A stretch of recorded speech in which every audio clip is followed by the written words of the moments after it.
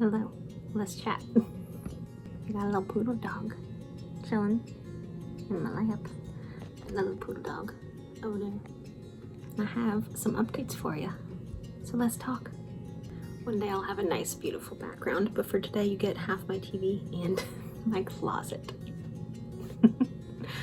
So new cycle. I am on cycle day 10 today.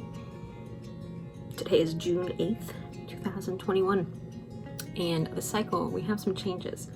So I wanted to fill y'all in on all those changes so that we can all be on the same page for the cycle and I can share some of the rest of the experience besides just testing with you guys.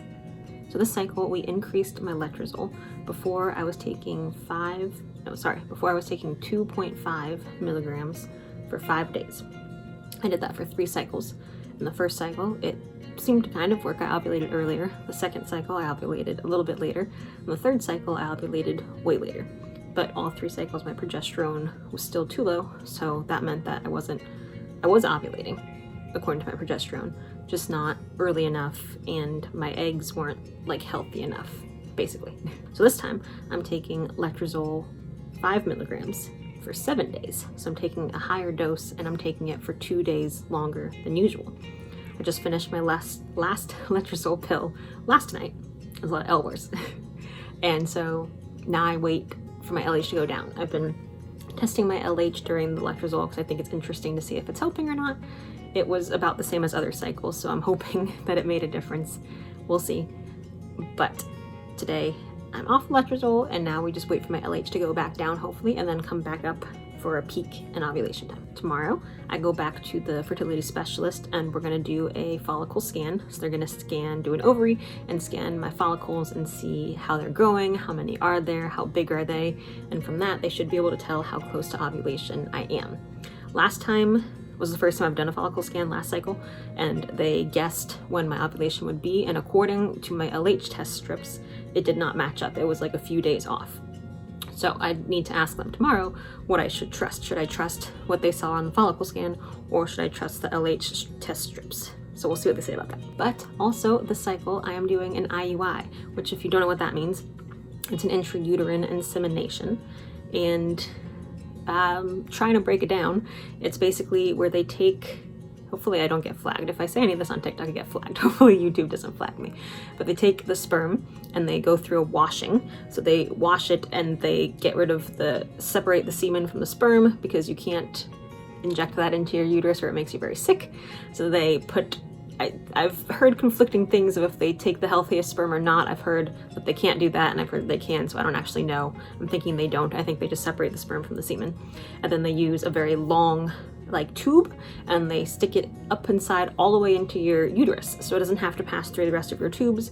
It goes directly into your uterus. And so then they put the sperm and they put your egg close to each other and hope that it meets. It has a lot less ways to travel and it has a lot less barriers to get there.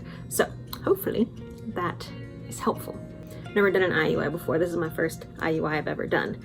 I'm hoping that the first one is successful, but I know that it has like a 5 to 20% success rate, so not super high. But I'm hoping that we're somehow lucky and the first one works for us.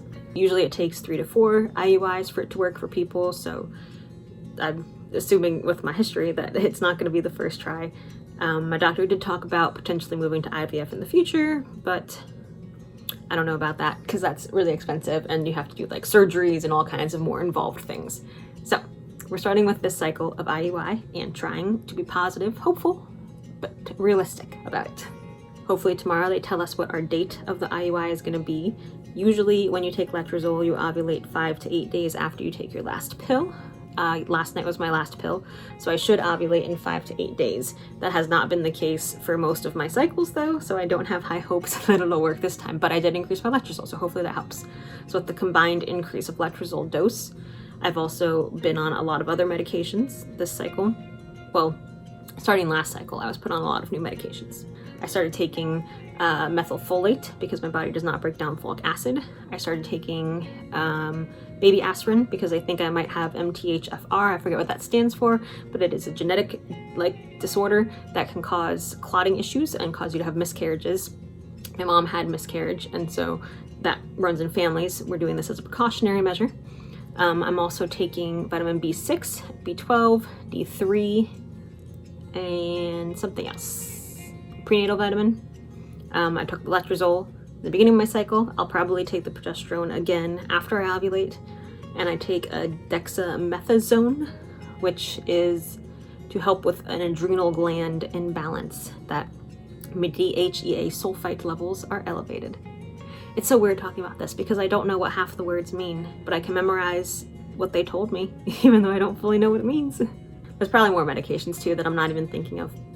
I've been doing my low glycemic diet for over a month now, so hopefully that is helping with my PCOS. They also confirmed I have endometriosis because I have a 21 millimeter cyst on my right ovary, which is painful sometimes, but not as painful as I thought it would be. They said I have a line of pearls of follicles, which I guess you're not supposed to have. It sounds pretty, but I guess you're not supposed to have that. So there's a lot of new information that they tell me, which I'm grateful for, that we have the fertility specialist now, and they actually share so much information, which is amazing. I hope that I will have more information tomorrow from the IUI in a little boodle. I just wanted to update you all so that you knew what was happening and could be informed. But I've never done an IUI. I've watched a ton of videos about the IUI process so that I could familiarize myself with it. So I wanted to document some of that process too, so that other people who are looking for videos about it can find some more information. I will try to document as much as I can tomorrow. We're not doing the IUI tomorrow, it's just a follicle check. But I will try to tell you as much and show you as much as I can. Hope it works. Wish us luck.